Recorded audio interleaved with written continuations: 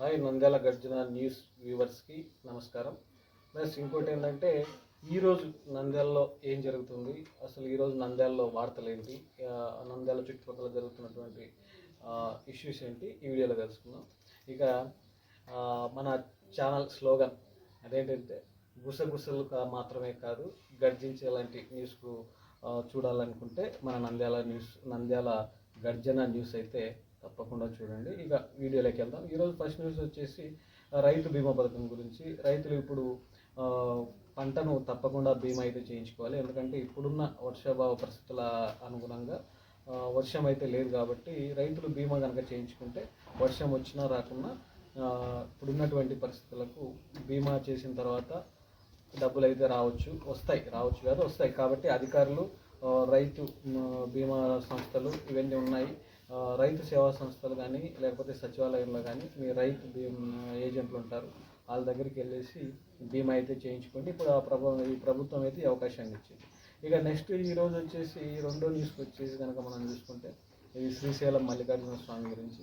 శ్రీశైలం మల్లికార్జున స్వామి యొక్క 22 రోజుల పాటు జరిగిన బుధవారం లక్ష కుంకుమార్చన దానికి సంబంధించి ఈ కార్యక్రమంలో భక్తులు అయితే బాగానే పాల్గొన్నారని చెప్తున్నారు. అట్లాగే ఈ 22 రోజులకు గాను 3,71,00,000 పైసలకు నగదు అయితే ఆదాయం వచ్చింది అని చెప్పేసి చెప్తా ఉన్నారు. కాబట్టి ఇక్కడ ప్రత్యేక పూజలు, అమ్మవారిని దర్శించుకొని ప్రత్యేక పూజలు కూడా చేయడం జరిగింది. ఇది ఈరోజుకి శ్రీశైలం నుంచి. ఇక నెక్స్ట్ వచ్చేసి నంద్యాలలో ఈరోజు మెయిన్ వార్త ఏంటంటే ఇదే నంద్యాలకు సంబంధించి.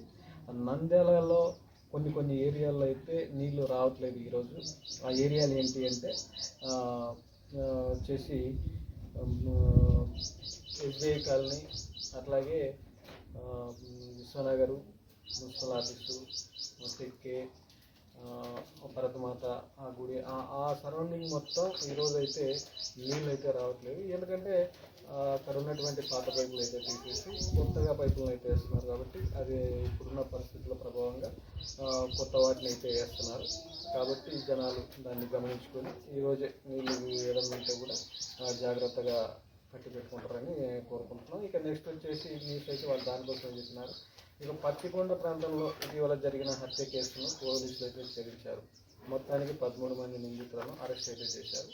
ఇది ఎప్పుడు జరిగినట్టు కుటుంబ కలహాలు కానీ పాత కక్షల కారణంగానే ఈ ఇష్యూ జరిగినట్టు పోలీసుల నిర్ధారణలో అయితే తెలియదు. ఇంకా నేను చెప్పా లాస్ట్లో ఒక న్యూస్ అయితే చాలా అసలు బాధపడాలనో లేకపోతే ఏమనాలనో అర్థం కావట్లేదని చెప్పా. ఆ న్యూస్ ఏంటంటే నంద్యాల జిల్లాలో దాదాపు ఒక 25 ఏళ్ల యువకుడు పెళ్లి కావట్లేదు, ఉన్నాను పెళ్లి కావట్లేదని చెప్పేసి ఆత్మహత్య చేసుకోవడం. అసలు ఇది ఎంతవరకు అసలు ఏందో ఇది అర్థం కావట్లేదు. పెళ్లి కాకపోతే ఆత్మహత్య చేసుకోవడం ఏంటో అయ్యా. ఇక అమ్మ చేసుకుని వెళ్ళిపోతా ఉన్నారు ఈ టెన్షన్లో తట్టుకోలేక. కానీ వీడైతే పెళ్లి కాలేదని చెప్పేసి ఆత్మహత్య చేసుకున్నాడు. ఇదైతే కరెక్ట్ కాదు. ఇక నెక్స్ట్ ఇంకోటి ఈరోజు ముగింపు వచ్చేసి మన నంద్యాల సరౌండింగ్స్, మళ్ళీ ఒకసారి చెప్తున్నా, నంద్యాల సరౌండింగ్స్ కానీ ఎక్కడైనా న్యూస్ కానీ ఏదైనా జరిగింది అంటే తప్పకుండా మన ఈ నెంబర్ అయితే ఉంటుంది, ఆ నెంబర్కి అయితే వీడియోస్ పంపించండి. అట్లాగే నంద్యాల లోపల ఉన్నటువంటి ఒక 10 ఏరియాలు నేను చెప్పిన కదా ఇందాక, ఆ 10 ఏరియాల్లో Nandyal municipal office, టెక్కే, Bharatmata temple, అట్లాగే విశ్వనగరు, ఎన్జిఓస్ కాలనీ, ఇవన్నిటికి కూడా వాటర్ అయితే రావట్లేదు. కాబట్టి చాలా జాగ్రత్తగా ఉండండి, వాటర్ అయితే రెడీ చేసుకోండి. ఇక మీరు కనుక ఇట్లాంటి నంద్యాల అప్డేట్స్ కోసం మన నంద్యాలలో ఏం జరుగుతుంది ఇవన్నీ వీడియోలు తెలుసుకోవాలనుకుంటే కనుక న్యూస్ తెలుసుకోవాలనుకుంటే మన నంద్యాల గర్జన ఛానల్ సబ్స్క్రైబ్ చేయండి అబ్బా. ఎందుకంటే నంద్యాల వాళ్ళం కాబట్టి నంద్యాల వాళ్ళకు సపోర్ట్ చేయాలి.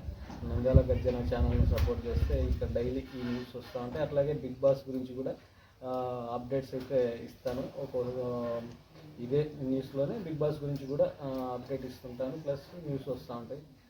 బిగ్ బాస్కి ఎవరు వెళ్తున్నారు దానికి సంబంధించిన న్యూస్ కూడా తెలుసుకుంటాం. ఓకే ఫ్రెండ్స్, ఇంతసేపు ఓపిక్గా నా వీడియోని ధన్యవాదాలు. జై రాయలసీమ.